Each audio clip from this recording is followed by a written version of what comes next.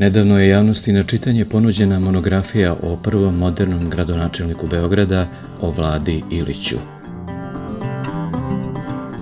Pažljivi čitaoci sasvim je sigurno biće u čudu nakon upoznavanja sa ovom ličnošću koja je utemeljila neke od poznatih obeležja Beograda. Čak je i sam recenzent knjige, profesor dr. Predrag J. Marković, istoričar, iskreno podelio sa javnošću svoje iskustvo, ističući u svojoj recenziji da je mnogo naučio čitajući rukopis ove knjige. O ovome i mnogo čemu drugom govorilo se na nedavno održanoj promociji ovog naslova u Beogradu. Mnogi kažu da je on bio posle smrti Đorđa Vajferta najbogatiji Srbin Kraljevine Jugoslavije i najuspešniji gradonačelnik Beograda između dva svetska rata, to je sigurno. Najvažniji period u njegovom životu i po čemu je najviše poznat je naravno kad je upravljao Beogradom, a to je od 10. januara 1935. do 13. septembra 1939. Kao što je svojom voljom došao, svojevoljno se i povukao s tog mesta. Lik i deo Vlade Ilića ne može da se razume bez istorije njegove porodice.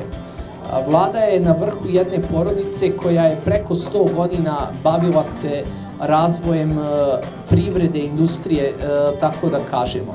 Naime, Vladin otac je imao jednu gajtanaru u Kozaru, to je selo između Vlasotinca i Leskovca, a onda je kasnije sa drugim leskovačkim trgovcima i zanatlijama formirao tu prvu leskovačku štofaru, koja je, kako sam već pomenuo, bila najveća fabrika tog tipa na Balkanu. On je, pored svog sina Vlade, koji je bio najmlađi, imao još 6 sinova, odnosno 5 sinova računajući Vladu i 2 ćerke. Vlada Ilić kao najmlađi, on je dobio mogućnost za najkvalitetnije obrazovanje, tako da kad je već Vlada Ilić imao 14 godina, oni su već imali tu fabriku štofa. A Vladina starija braća su razvijala posao u Leskovcu, dok će Vlada Ilić preneti biznis, tako da kažemo, iz Leskovca preći će u Beograd. Vlada je završio osnovnu školu u Vlasotincu, kasnije studirao je u inostranstvu, prvo je završio Trgovačku akademiju u Beču, a onda uže obrazovanje iz tekstilne struke na višoj školi u Ahenu. I postao je prvi industrijalac tekstilne struke u Srbiji. Kažu da je Milan Obrenović nagovorio Kostu da svog najmlađeg sina pošalje u Ahen i da to će svakako se isplatiti i da vredi ulagati u takvog čoveka. Jedna velika strast Vlade Ilića. On je najtrofejniji uzgajivač, ili kako sam ja nazvao u knjizi, ljubitelj konja. On je jedan od osnivača Beogradskog hipodroma zajedno sa braćom Ribnikar, onda sa Duđerskima. I ti konji su imali preko 300 pobjeda u trkama na Beogradskom hipodromu. 2002. godine njemu u čast, odnosno Vladi Iliću u čast, trka grada Beograda nazvana je baš po Vladi Iliću. Trka na 1300 metara. Dva istorijska događaja uokviruju Vladinu upravu Beogradom.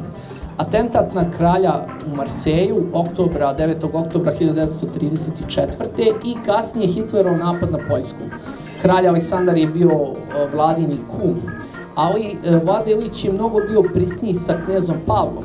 I on je prosto zamolio Vladu Ilića, koji u to vreme već 30 godina upravlja fabrikama u Beogradu. Vlada Ilić nije postao gradonačelnik zato što nije imao ništa iza sebe i njemu to mesto gradonačelnika uopšte nije trebalo u smislu zbog neke materijalne koristi. Ali on je prihvatio to, odgovorno tvrdim, iz čisto patriotskih razloga. Vladin prethodnik na mestu gradonačelnika, kad je napustio to mesto, on je rekao: odlazim zadovoljan kao vojnik sa fronta. To vam dovoljno govori koliko je bilo atraktivno upravljati Beogradom, koji je bio pun korupcije, dugovi do kuše i tako dalje. Čak tadašnja opoziciona štampa NIN Oni su govorili, kad je vlada rekao šta sve planira da uradi u Beogradu, rekli su nerealne ambicije novog predsjednika Beogradske opštine. A on ne samo da je uradio to što je obećao, nego mnogo više. To je čovjek koji je integrisao Zemun i Beograd. Administrativno još, ta odluka je bila nešto 6 mjeseci ranije prema što će Vlada Ilić da postane gradonačelnik, ali nedelju dana pre nego što će Vlada Ilić da stupi na mesto gradonačelnika, izgrađen je Brankov most, odnosno kako se tad zvao, most kralja Aleksandra. Tako da i fizički Beograd i Zemun su bili udaljeni. Znači, taj most je počeo bukvalno se koristi tek za vreme Vlade Ilića, a on je uveo prvu tramvajsku liniju. I to baš na dan kada je Zemun oslobođen od strane srpske vojske u Prvom svetskom ratu. Znači, to je bio neposredan povod 5. novembra 1935. I naravno, on je još neke zajedničke institucije tipa opštinska štedionica i tako dalje. Uglavnom, činjenica ostaje da je Vlada Ilić gradonačelnik, zato i kažemo da je prvi moderni, između ostalog i zbog toga, zato što je spojio Beograd i Zemun. Beograd je za vreme Vlade Ilića prestigao Zagreb u mnogim parametrima, pa između ostalog i po broju stanovnika. Danas nama deluje možda čudno da je Zagreb nekad bio veći od Beograda, ali jeste. I kako je tadašnja štampa nazvala Vladu Ilića, kaže, čovek koji je presekao Gornjev čvor Beogradskog sajma. 13 godina pre nego što će Vlada Ilić da postane gradonačelnik, formirano je društvo za izgradnju Beogradskog sajma.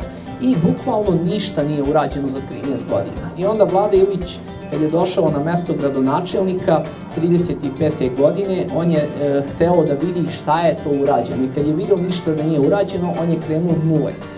Angažovao je mladi tim arhitekata u tadašnjoj Beogradskoj opštini i tako za manje od 2 godine izgrađen je Beogradski sajam, tako da Beograd, iako je bio prestonica, on postaje sajamski grad, a pre njega su to bili Zagreb i Ljubljana. Čak je postao veliki otpor u Hrvatskoj i u Sloveniji zašto Beograd postaje sajamski grad. Oni su govorili da će to, da kažemo, centralizovati privredu, da se ugrožavaju prava njihova i tako dalje. Međutim, Vlada Ilić je jedno mudro rešenje. On je rekao ovako, prvo će biti Beogradski sajam, a onda će isti ti izlagači da izlažu u Zagrebu i Ljubljani. Tako da su i oni imali neposrednu korist od tog Beogradskog sajma. Pošto je Vlada Ilić bio rotarijanac, on je organizovao za vreme njegovog mandata 6. distriktnu konferenciju jugoslovenskih rotara, pošto govorimo o periodu Kraljevine Jugoslavije, znači 14. i 15. maja 1938.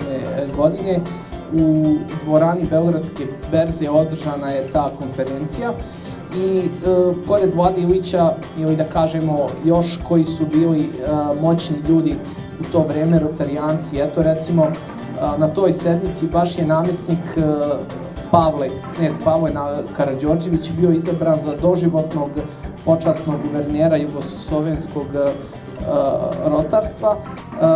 Na toj sednici je govorio i predsjednik tadašnje kraljevske vlade Milan Stojadinović, koji je nešto ranije bio i guverner distrikta, a nešto kasnije, eto, po nekoliko meseci kasnije, 2. januara 1939.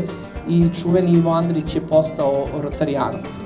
A ovo su reči koje Vlada Ilić na toj sednici Rotary kluba, odnosno konferenciji Rotary kluba, šta je rekao, i slobodno mogu da kažem ove reči koje je on rekao za rotarijanstvo uopšte, možemo da kažemo i da je neki njegov životni moto. Evo on kaže da sa svojim težnjama da pojedincima razvije odnose pravog iskrenog drugarstva, da pojedinac u društvu radi samo u korist zajednice, a preko srodnih organizacija u drugim zemljama dovodi do mirnog sporazumevanja među narodima. Rotarijanstvo predstavlja ostvarenje one harmonije koja je bila i ostaće ideal čovečanstva svih vremena. Znači, ukratko možemo da kažemo, eto, radiš nešto što je bitno za tebe, nešto što pomaže zajednicu, ali na taj način pomažeš i sve ljude oko sebe i čak si eto povezan i sa drugim srodnim organizacijama u svetu. Da nije bilo zalaganja opštine Vlasotince i da nisu stali iza mene, knjiga bila bi objavljena, ali ko zna kad. A ovako je objavljena baš u godini kada se navršava 135 godina od rođenja Vlade Ilića, odnosno 65 godina od smrti.